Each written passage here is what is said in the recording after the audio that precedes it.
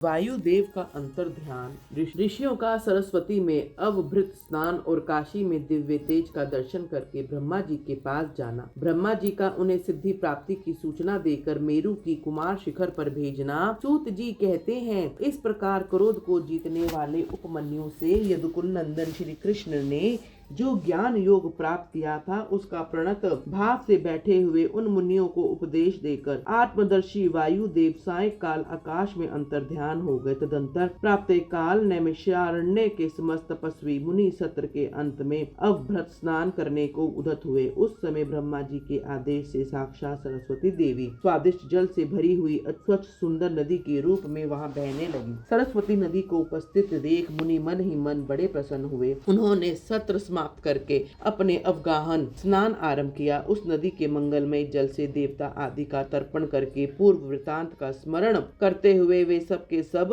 वाराणसीपुरी की ओर चल दिए। उस समय हिमालय के चरणों से निकलकर दक्षिण की ओर बहने वाली भागीरथी का दर्शन करके उन ऋषियों में उसमें स्नान किया और भागीरथी के ही किनारे का मार्ग पकड़कर वे आगे बढ़े। तदंतर वाराणसी में पहुंचकर उन सबको बड़ी प्रसन्नता हुई। वहां उत्तर वाहिनी गंगा में स्नान करके उन्होंने अविमुक्तेश्वर लिंग का दर्शन और विधि पूर्वक पूजन किया। पूजन करके जब वे चलने को उद्यत हुए, तब उन्होंने आकाश में एक दिव्य और परम अद्भुत प्रकाशमान तेज देखा, जो करोड़ों सूर्य के समान पड़ता था। उसने अपने प्रभाव से संपूर्ण दिगंत को व्याप्त कर लिया था। तदंतर जिन्होंने अपने शरीर में भस्म लगा रखा था, वे सैकड़ों सिद्ध पाशुपत मुनि निकट जाकर उस तेज में लीन हो गए। उन तपस्वी महात्माओं के इस प्रकार लीन हो जाने पर वह तेज तत्काल अदृश्य हो गया। वह एक अद्भुत सी घटना घटित हुई। उस महान आश्चर्य को देखकर नैमिषारण्य के निवासी महर्षि यह क्या है, इस बात को न जानते हुए ब्रह्म वन को चले गए।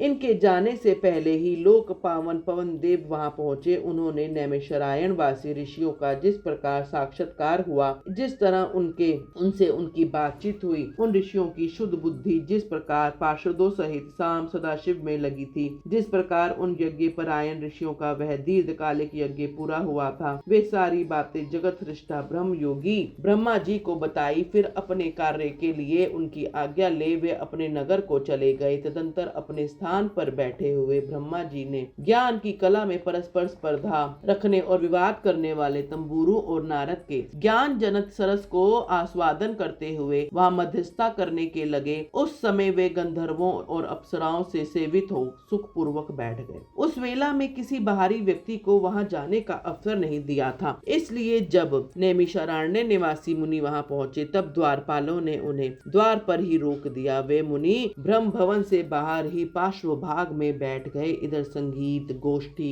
नारद ने तंबूरू की समानता प्राप्त कर ली। तब परम श्रेष्ठी ब्रह्मा ने उन्हें तंबूरू के साथ रहने की आज्ञा दी। वे पारस्परिक स्पर्धा को त्याग कर तंबूरू के परम मित्र हो गए। तत्पश्चात गंधर्वों और अप्सराओं से घिरे हुए नारद नकुलेश्वर महादेव वीणा गान सुनकर संतुष्ट करने के लिए तंबूरू के साथ ब्रह्म भवन में उसी प्रकार निकले जैसे मेघों की घटा से सूर्य देव बाहर निकलते हैं। उस समय मुनिवर नारद को देखकर उन 6 कुलों में उत्पन्न हुए ऋषियों ने प्रणाम किया और बड़े आदर के साथ ब्रह्मा जी से मिलने का अवसर पूछा। नारद जी का चित्त दूसरी ओर लगा था। वे बड़ी उतावली में थे, अतः उनके पूछने पर यही अवसर है, आप लोग भीतर जाइए, यह कहते हुए वे चले गए। तदंतर द्वारपालों ने ब्रह्मा जी के उन ऋषियों के आगमन की सूचना दी। उनकी आज्ञा पाकर वे सब के सब एक साथ ब्रह्मा जी के भवन में प्रविष्ट हुए। भीतर जाकर उन्होंने दूर से ही दंड की भांति पृथ्वी पर गिरकर ब्रह्मा जी को प्रणाम किया। फिर उनका आदेश पाकर वे ऋषि उनके पास गए और चारों ओर से उन्हें घेर कर बैठे। उन्हें यहाँ बैठा देखकर कमला आसन ब्रह्मा ने उनका कुशल समाचार पूछा और बताया कि मुझे तुम लोगों का सारा वृतांत ज्ञात हो चुका है, क्योंकि वायुदेव ही यहाँ सब कुछ कहा है। अब तुम बताओ, जब वायुदेव तुम्हें तथा कथा सुनाकर अदृश्य हो गए, तब तुमने क्या किया? दिवेश्वर ब्रह्मा के इस प्रकार पूछने पर उन मुनियों ने अवभृत स्नान के पश्चात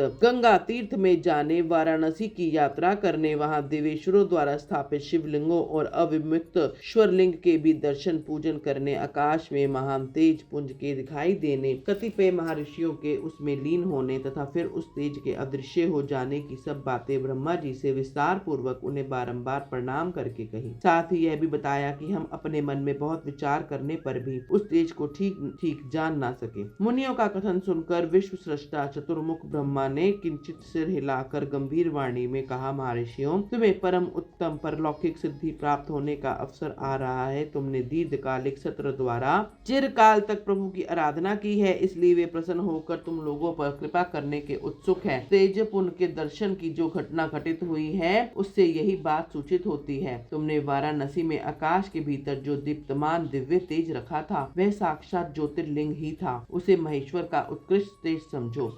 उस तेज में श्रोत और पाशुपत व्रत का पालन करने वाले मुनि जो स्वधर्म में पूर्णतः निष्ठा रखने वाले थे और अपने पाप को दग्ध कर चुके थे, लीन हुए हैं। लीन होकर वे स्वस्थ एवं मुक्त हो गए हैं। इसी मार्ग से मैं तुम्हें भी शीघ्र ही मुक्ति प्राप्त होने वाली है। तुम्हारे देखे हुए उस तेज से ही यह बात सूचित होती है। तुम्हारे लिए यह वही समय देवेश समय उपस्थित हो गया है। तुम मेरु पर्वत के दक्षिण शिखर पर जहाँ देवता रहते हैं जाओ और वहीं मेरे पुत्र संत कुमार जी जो उत्कृष्ट मुनि है निवास करते हैं। वे वहां साक्षात भूतनाथ नंदी के आगमन की प्रतीक्षा में हैं। पूर्व काल की बात है, संत कुमार अज्ञानवश अपने को सब योगियों का शिरोमणि मानने लगे थे, इसलिए दुर्नीति हो गए थे। यही कारण है कि उन्होंने किसी समय परमेश्वर शिव को सामने देखने कर भी उनके लिए उचित अभ्युत्थान आदि सत्कार नहीं किया। वे अपने स्थान पर निर्भय बैठे रहे। उनके इस अपराध से कुपित हो नंदी ने उन्हें बहुत बड़ा ऊंट बना दिया। तब उनके लिए मुझे बड़ा शोक हुआ और मैंने दीर्घ काल तक महादेव और महादेवी की उपासना करके नंदी से भी बड़ी अनुनय विनय की। इस प्रकार प्रयत्न करके किसी तरह उनको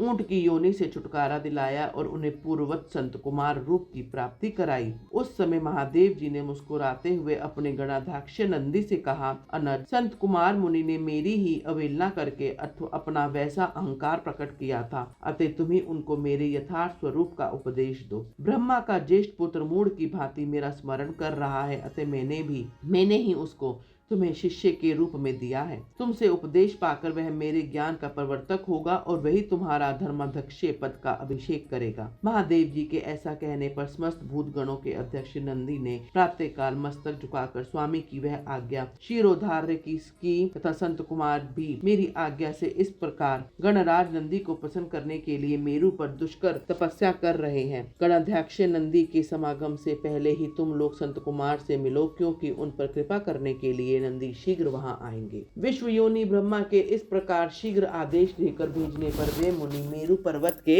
दक्षिण पर्वतीय कुमार शिखर पर चले गए। बोलो हर हर महादेव।